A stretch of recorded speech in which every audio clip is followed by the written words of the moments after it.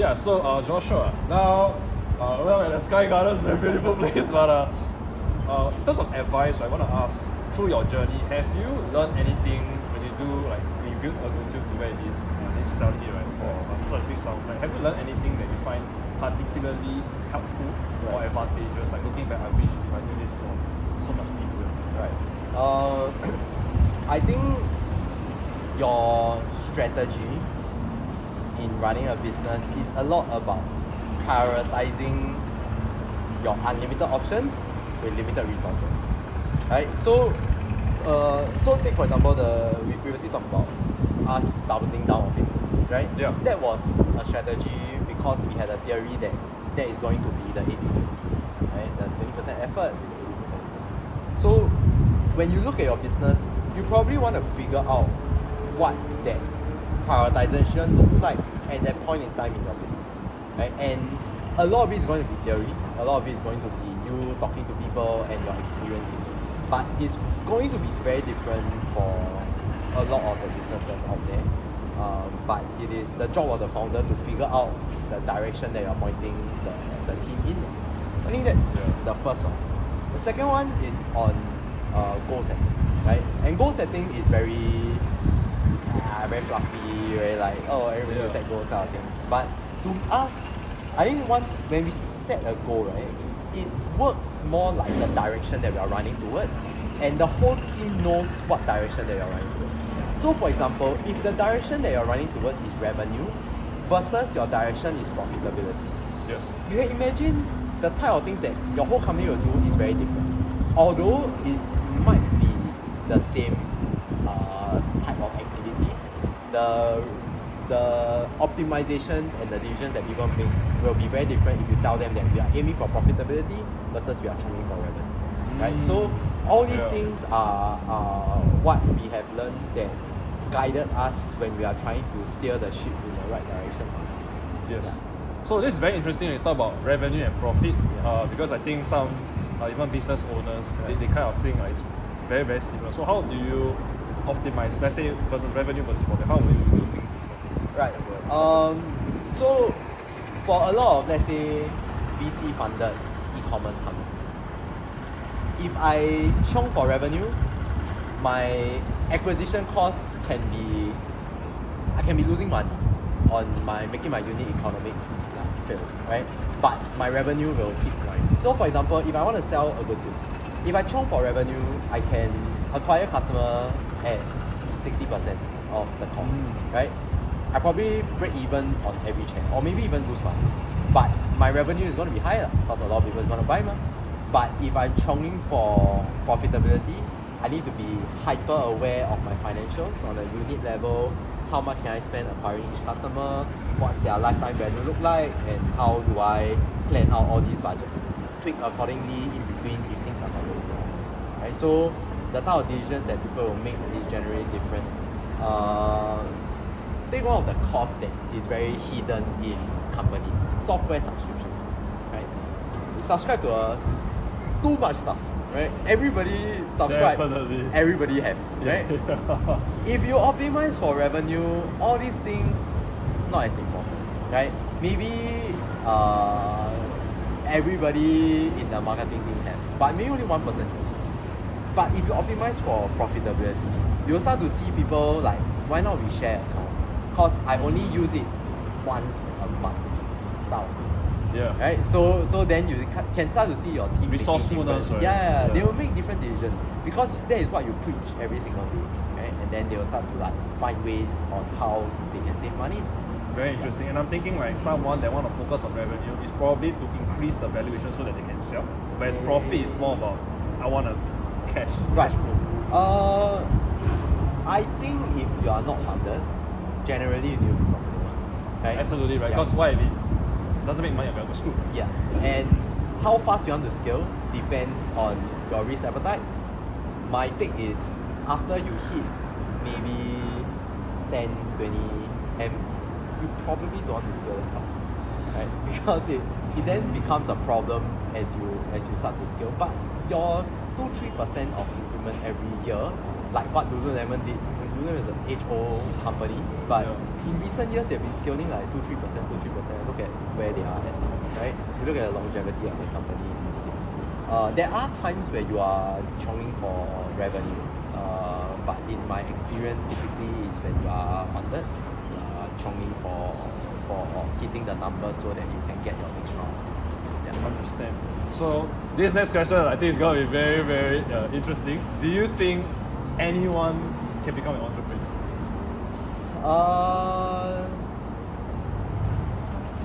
I think people that likes to solve problems and are unsatisfied about where they are typically people that can be entrepreneurs. And most people a lot of people are satisfied with where they are, and that is great, right? I would love to have that mentality that I'm satisfied at where I am, but unfortunately I don't, right? I'm always like thinking like I can do better, right? And Like from a young age, you were always like your competitive nature, you just want to win, you don't want to lose to people, you find a problem, you will think of ways that you can solve it, and we can solve it when other people can't, you feel like you have won, kind of thing. That's what I kind of see in like some of the entrepreneurs out there. For those hyper successful entrepreneurs that I've seen, a lot of times you know they don't need the money, but Elon Musk, right? For example, doesn't need the money. yeah, but the passion is in playing the game, and the game is fun. It's challenging, but like it's fun to some people. And how about to those people that want to do a business solely to make money? Like, I'm sure there's a lot of people, right? I want to make money. Or Right. I think it's cool. It's a trendy thing. I want to be respected. Right. How about that? I think you can think of it two types of business. One is cash cow, and one you are trying to build like a brand, right? You're trying to go big for the acquisition. If you are, and both comes with the sacrifices, right? One sacrifice more than the other. How much are we willing to sacrifice? You can probably build a lifestyle business, cover your expenses, and live a life that you actually want, but you do everything, versus you grind to build a brand and you want to make it a 9-digit brand, right? The gap to get there is long and tiring and challenging. And not even guaranteed. Yeah, it's not even That's the guaranteed. thing. Yeah, but if you don't mind and that is fun to you, then go for it. Right? I think it's a very fulfilling job. Yeah. It's you get to experience things that a lot of people don't get to experience in their lives. Oh, such as well. This is interesting. Like your first customer. Oh. Never forget your first customer. Not first girlfriend. First girlfriend can forget. Your first corporate order, your first hire, your first fire.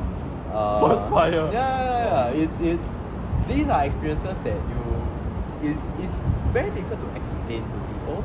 Like in my early days, I had a customer after they called in to the customer service hotline to say that I just want to let you know that I bought from you because your website looked nicer than your competitors.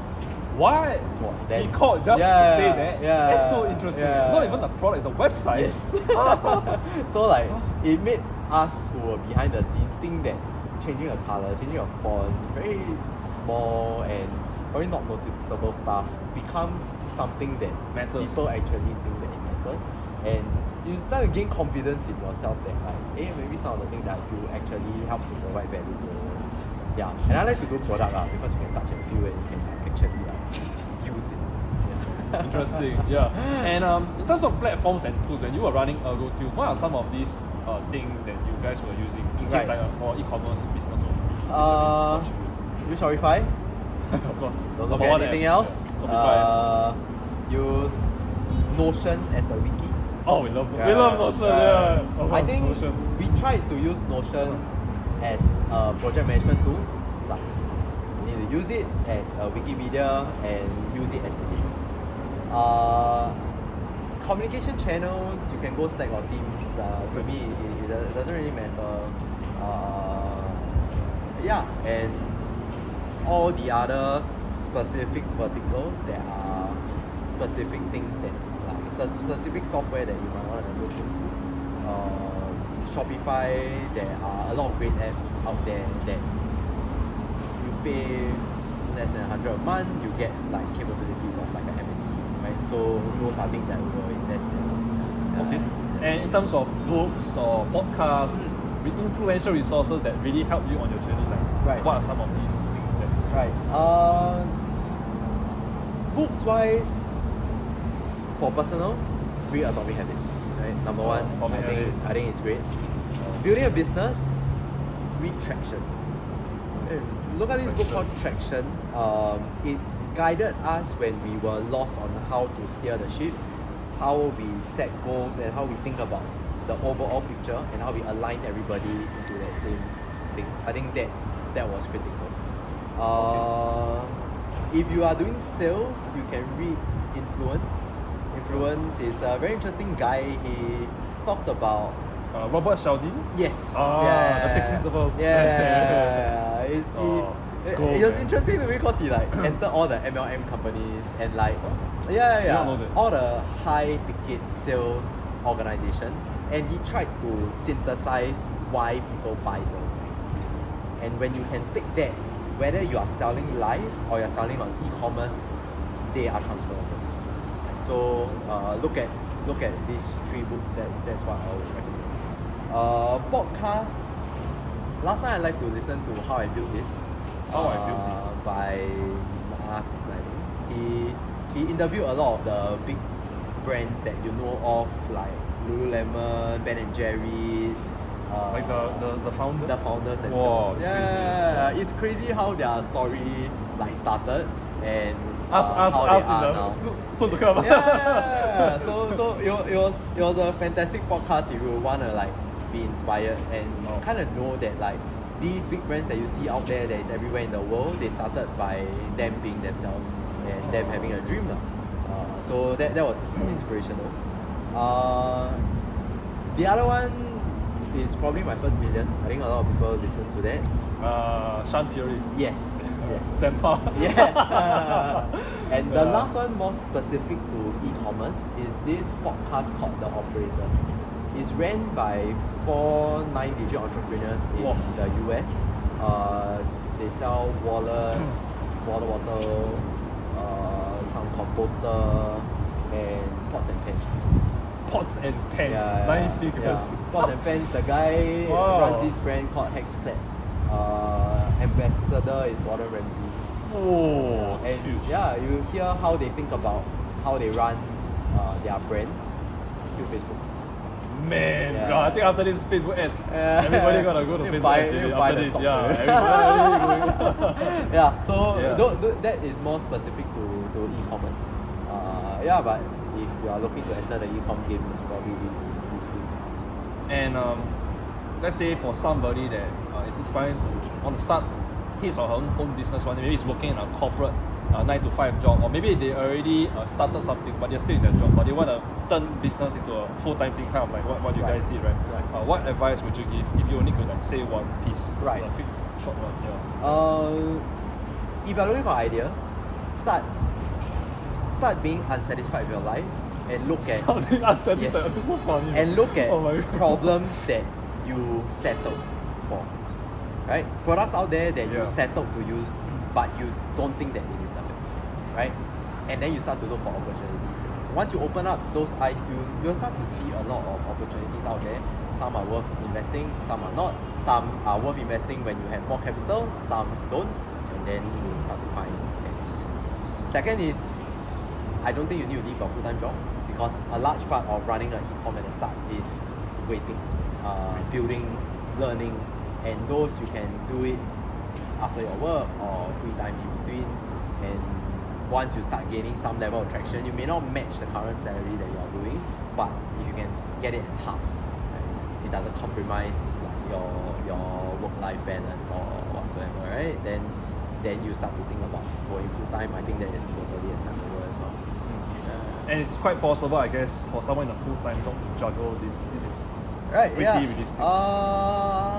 I would say not all full-time jobs are made the same. But Of course, some yeah. some requires a lot more time and energy. Find those that are not like that. Yeah. basically. Yeah. Just go in there, clock out, Yeah. clock in, clock out. Yeah. Like if you are looking for something that gives you a little bit more flexibility, you don't mind taking a discount on your pay so that you can work on two things at the same time, then try it lah. Like what's there to lose over a year? Like what's the opportunity cost? Can you really live without? Can then go for it. So basically, take a pay cut. If let's say someone is making 10K a month right now in Right. his job, but he wants to build his thing. Right. Like you're But saying, 9 to 9. If he's working 9 to 9, but 10K 9 to a 5, month, 9 to 5. 9 to 5. Is it Xiong during the 9 to 5? Is it Let's relax? say normal, like standard, Right. clock in, clock out. Normal relax, I think there's a lot of time. To me lah. I don't think people are efficient full 8 hours. But if I'm efficient for 4, I can take the other 4 and be more efficient. Post work, going home, I can sacrifice some social life to work on the business. I think it's possible. 2 to 3 hours a day after work, give up Yeah. that social life. It's possible to build something great to your point. Yeah, at least to kickstart lah. Yeah, whether to be great or not, there's a lot of factors that you need to consider. But if you don't start, you will never know. That's the thing. Yeah.